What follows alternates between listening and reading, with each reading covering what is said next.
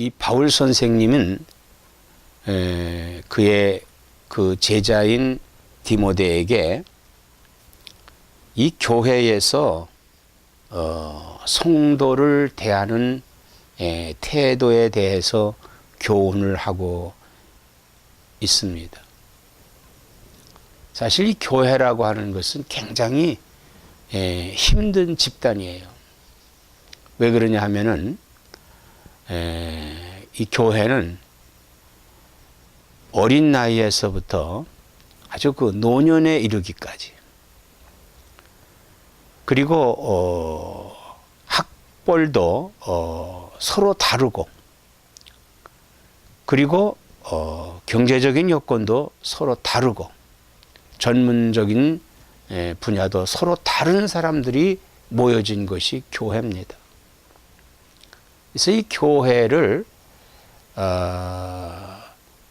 인도한다고 하는 것은 굉장히 힘든 일인데도 불구하고, 오늘날 그래도 교회가 건재한 것은 이 우리가 믿는 하나님, 우리가 믿는 그 하나님을 신앙의 대상으로 하기 때문에 각 사람들이 하나가 되는, 즉 신앙의 대상을 향해서 좁혀나가고 있기 때문에 그래도 오늘 교회는 건재한 가운데 있습니다. 그럼 우리가 신앙의 대상이 누구냐? 바로 예수 그리스도입니다. 우리를 죄에서부터 구속해 주신 예수 그리스도를 닮는 삶을 살아가고 그 그리스도의 구원에 동참하고 있기 때문에 모든 사람들이 그래도 하나의 거대한 이 교회라고 하는 구성체를 이루고 있다고 하는 것입니다. 특별히 그럼에도 불구하고 교회는 또 문제가 이 세상에서 발생하고 있습니다. 그래서 그러한 그 문제를 발생하는 것을 막기 위해서 바울 선생님이 이 말씀을 우리에게 주셨는데, 이 말씀은 바로 하나님의 뜻과 교회의 덕을 세우게 하는 목적이 있습니다. 그래서 오늘 본문에 보면은 첫째, 노인에 대한 태도에 대해서 우리가 어떻게 갖느냐 하는 것이에요. 1절에 보면 늙은이를 꾸짖지 말고 권하되 아버지에게 하듯하며 그랬어요. 이 교회에서 노인들을 대할 때는 자기의 아버지와 어머니에게 하듯 하라고 하는 것입니다. 자, 우리가 아버지라고 하는 아버지는 어떤 분이냐 하는 거예요. 아버지. 이 아버지는 사실상 자녀들한테는 두려움의 존재예요. 두려움의 존재. 아버지를 중심으로 한 그러한 그 가족이 이루어져서, 그래서 그 어머니도 대개 아이들이 뭐 집안을 어지럽히고 뭐 막 이렇게 놀 때 저녁에 아버지가 돌아올 때쯤 되면은, 자, 아버지 돌아올 때가 됐으니까 저 어질른 거 다 치우고 빨리 숙제하고, 이렇게 어머니도 말씀을 합니다.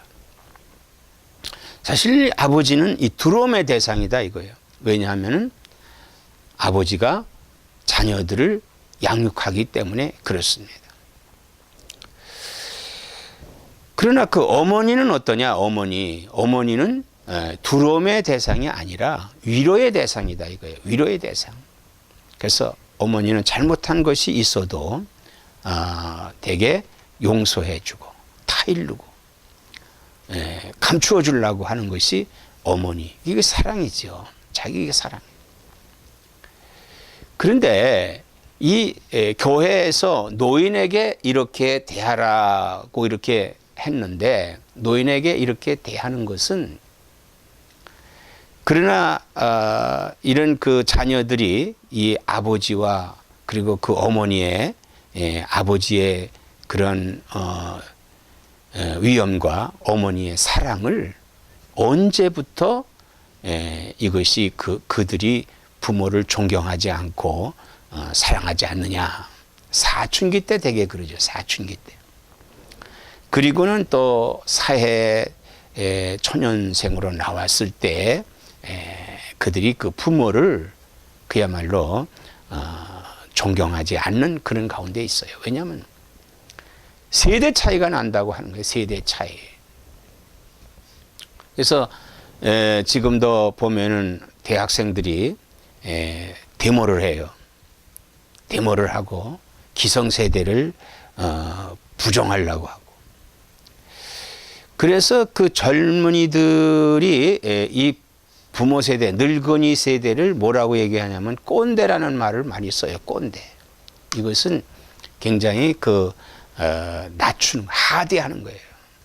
이제는 늙으셨으니까 이제는 아무것도 관여하지 마십시오라고 이렇게 할 때가 있습니다.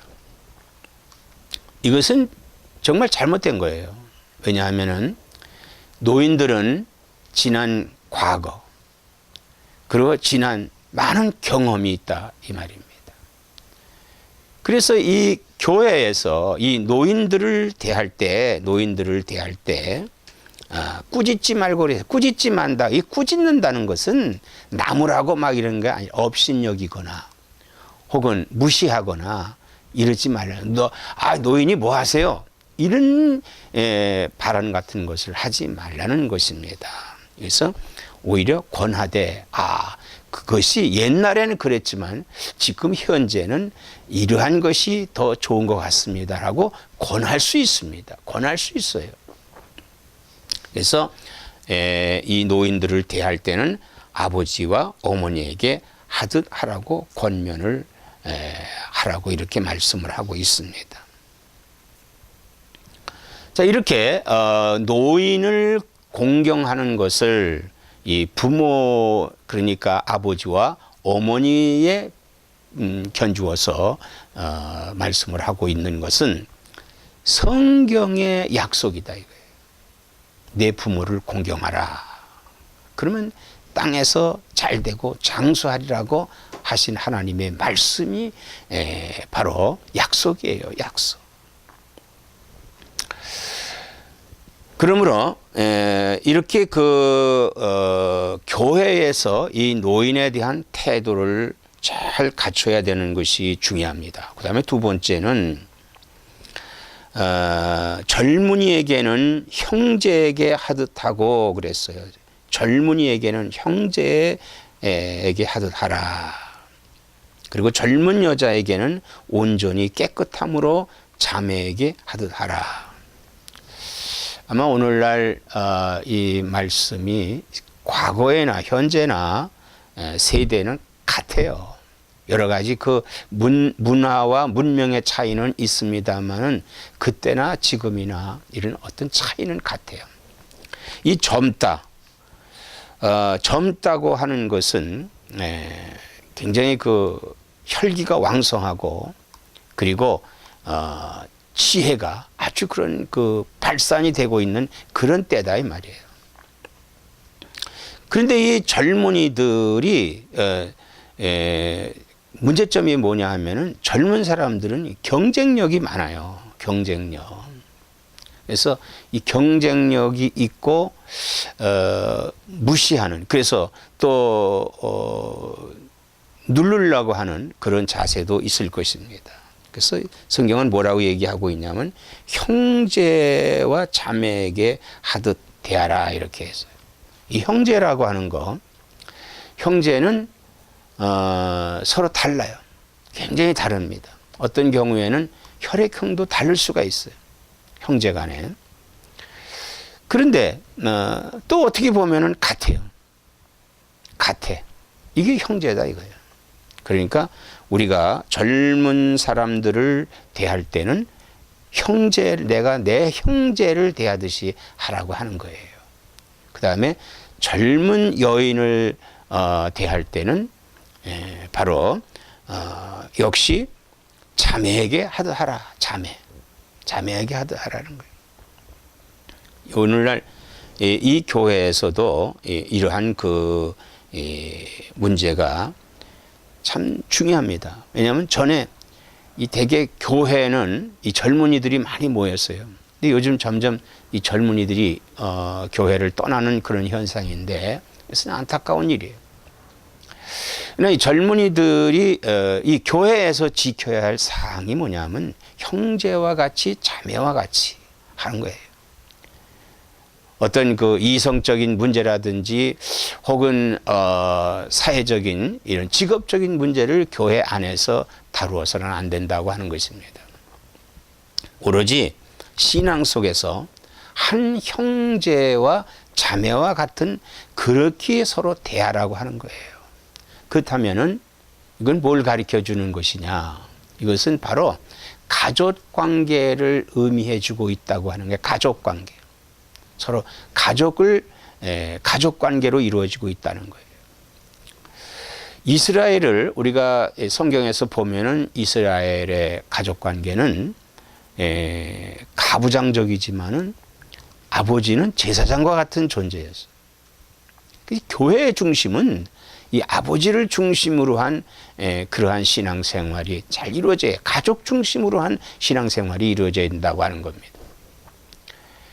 이 오늘날 그 하나님의 교회는 보이는 교회와 보이지 않는 교회로 나누어질 수 있잖아요. 즉 보이지 않는 교회는 전 우주적인 그리스도를 머리로 하는 그러한 교회예요. 그리고 로컬 처치, 즉 우리가 모여지는 각자의 교회는 보이는 교회다 이거예요. 보여지는 교회다. 이 보여지는 교회는 가족 같은 교회가 돼야 된다는 거예요. 가족 같은 교회.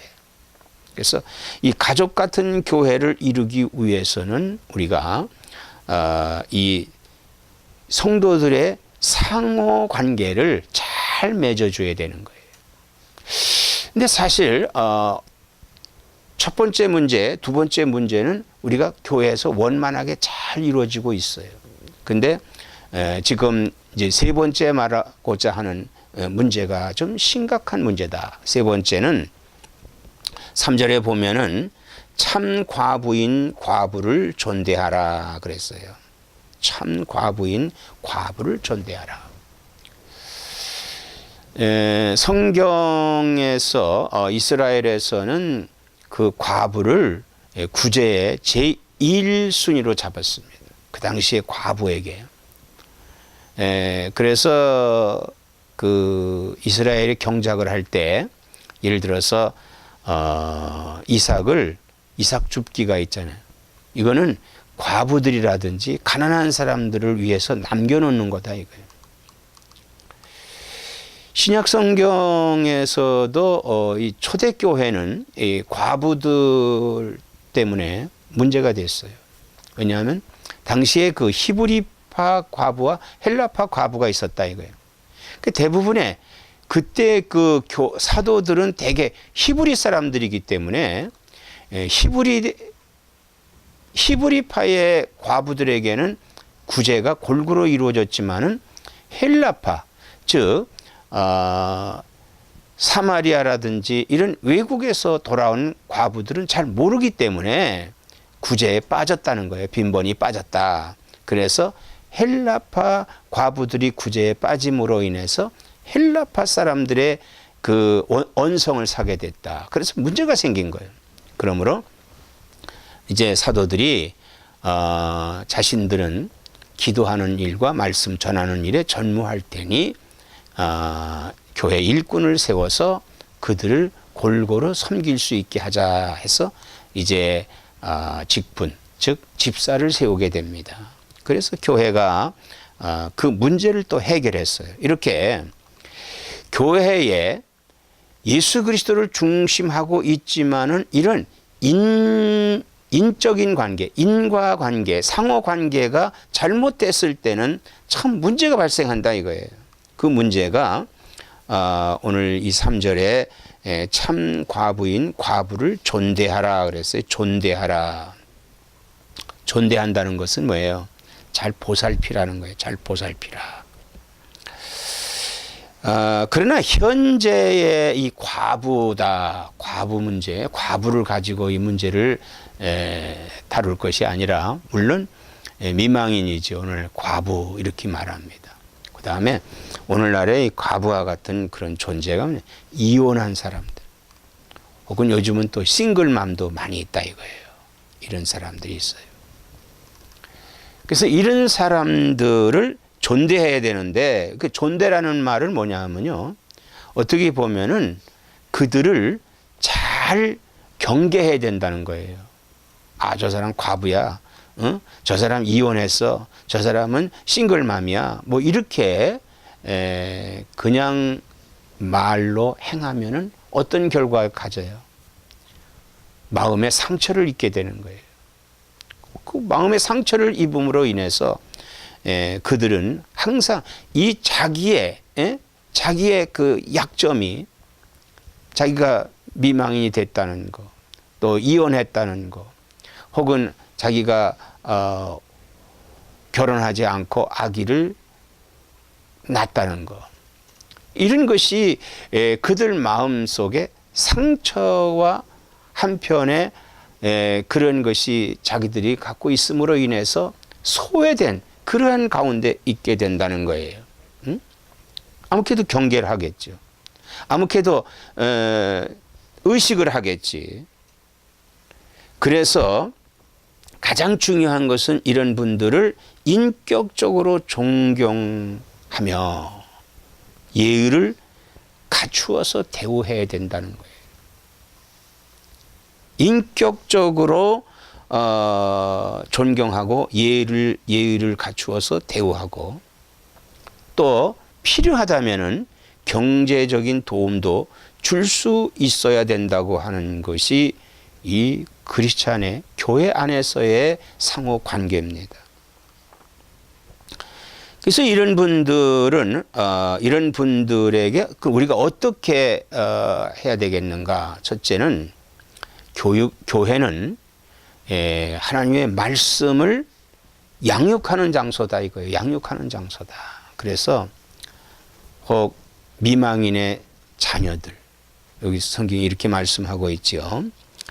4절에 만일 어떤 과부에게 자녀나 손자들이 있거든 그들로 먼저 자기 집에서 효를 행하여 부모에게 보답하기를 배우게 하라. 이것이 하나님 앞에 받으실 만한 것이니라 그랬어요. 그러니까 이 교회는, 사실 교회가 가장 중점적인 교육을 해야 되는 것이 뭐냐 하면은 하나님을 사랑하고 믿는, 그리고 내 부모를 공경하라고 하는 하나님의 첫째 되는 계명을 이 성도들에게, 어린 성도들에게 또 잘 가르쳐야 된다고 하는 거예요. 교회가 믿음만 강조해서 구원만 받아야 된다라고 하는 그 구원만 강조하다 보면은 결국은 이단이 되고 말아요. 우리가 소위 구원파라고 하는 건 뭐예요? 구원파. 한번 구원 받았으면 무슨 짓을 하든지 하나님이 구원해 주신다라고 하는 이 교리는 잘못됐다 이거예요. 잘못됐다. 잘못된 거예요. 그래서 우리는 이 교회 안에 이 소외된 사람들을 존대하고 그들에게 우리가 의무적으로 행할 것은 그런 사람들을 찾아가야죠. 그런 사람들의 자녀가 있다든지 또는 손자가 있다든지 손녀가 있을 때 그들을 잘 관리해서 그 부모에게, 즉 과부된 어머니나 혹은 또 부인 아버지나 혹은 이혼한 사람들, 또 혹은 싱글맘, 이런 사람들을, 부모를 잘 공경할 수 있도록 우리가 이렇게 지도를 해야 된다는 것입니다.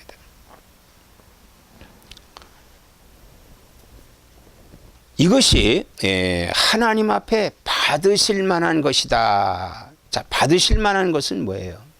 우리가 하나님 앞에 바른 제물을 드렸을 때 하나님이 받으시잖아요.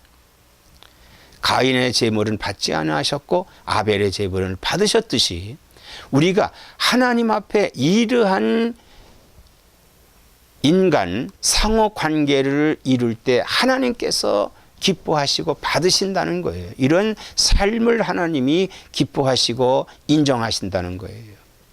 그러므로